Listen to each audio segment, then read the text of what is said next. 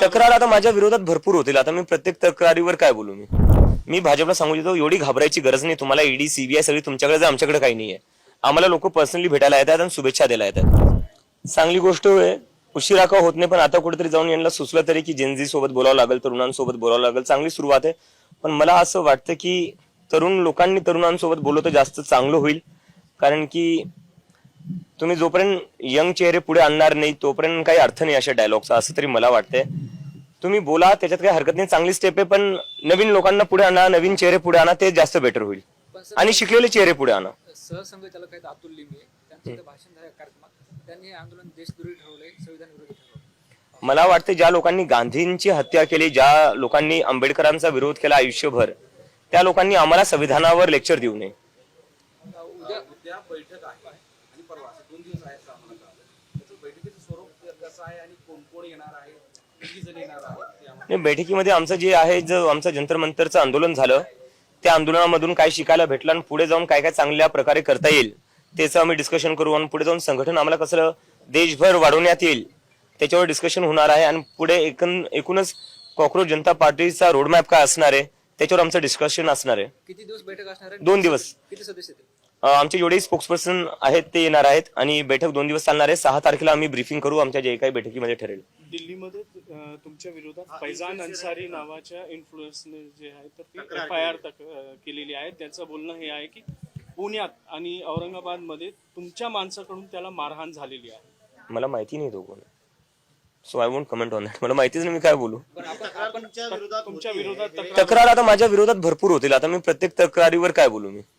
तुमच्या येण्याच्या पूर्वी सुद्धा त्यांनी छत्रपती संभाजीनगरच्या पोलीस CP ऑफिसमध्ये आता येण्याच्या आधीच मी त्याला कसं का मारलं? मला वाटतं पब्लिसिटीसाठी करतायत, अजून काही नाही. संदर्भामध्ये आम आदमी पार्टी आज दिल्लीमध्ये आंदोलन करते, तर तुमचा त्याला पाठिंबा आहे का आणि तुमची भूमिका काय या नाही, E20 वर मला वाटतं बऱ्याचशा लोकांनी बोललेलं आहे आणि E20 हा खूपच मोठा मुद्दा बनलेला आहे देशात. बऱ्याचशा लोकांनी म्हणजे बिझनेसमॅन किंवा असं नाही, त्यांनी E20चा मुद्दा उचलला आहे, आम आदमी पक्षाने उचलला आहे. आणि आम्हाला आमच्या पेजेसवरही मेसेजेस येत आहे की तुम्ही E20 वर बोला. त्या E20 वर जे आहे, जे काही आंदोलन होतील त्याला आमचा पाठिंबा आहे.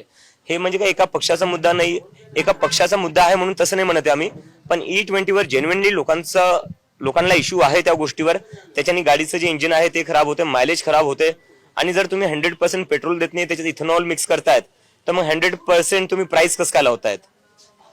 दुसरं असं की झेंडीला घेऊन आणखीन एक विजय मिळाला पीकेला, प्रशांत किशोरला, तरी भाजपचा जिथं गड होता, त्याबद्दलची काय प्रतिक्रिया? मला त्यांना खूप खूप शुभेच्छा द्यायच्या आहेत. आणि डेमोक्रेसीमध्ये असंच असलं पाहिजे. जसं मी थोडा वेळ आधी म्हणत होतो की RSS जे इंटरॅक्शन करणारे जेनझी सोबत त्याच्यात तुम्ही नवीन चेहरे आणा, तर प्रशांत किशोर पण हे एक राजकारणात नवीन चेहरे आलेले, जिंकून आलेले, त्यांना खूप खूप शुभेच्छा. आणि असं झालं पाहिजे, जास्तीत जास्त लोकांनी, नवीन लोकांनी पुढे आलं पाहिजे.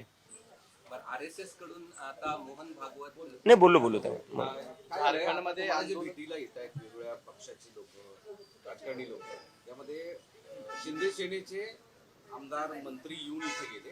त्यावरून राज्यातल्या भाजप आणि शिंदे सेनेमध्ये वाद निर्माण झाला असं सध्या चर्चा सुरू आहे. तुमच्या भेटीवरून त्या दोघांचं बिनस्तिक काय असेल? आता 30 वर्षाच्या मुलापासून तुम्हाला एवढी भीती वाटते, मी काय बोलू याच्यावर? म्हणजे ते तर मला फक्त पर्सनली भेटायला आले होते आणि शुभेच्छा द्यायला आले होते. दुसरं तर आमचं काही बोलणंच झालं नाही. ते फक्त एक म्हणले की युवकांचा मुद्दा उचलला, देशाच्या शिक्षणाचा मुद्दा उचलला, चांगला मुद्दा होता आणि जे आंदोलनाला सक्सेस भेटली त्यासाठी शुभेच्छा दिल्या होत्या. मी भाजपला सांगू इच्छितो एवढी घाबरायची गरज नाही. तुम्हाला ईडी सीबीआय सगळी तुमच्याकडे जर आमच्याकडे काही नाहीये. आम्हाला लोक पर्सनली भेटायला येतात आणि शुभेच्छा द्यायला येतात. अशी कळतंय की चर्चा आहे की शिवसेनेच्या लोकांनी, शिवसेनेच्या लोकांनी भेटायला जाऊ नये असं भाजपने सांगितलं. नाही, मी तेच म्हणतोय, भाजपला एवढी घाबरायची गरज नाही. ईडी सीबीआय सगळं तुमच्याकडे, आमच्याकडे काय?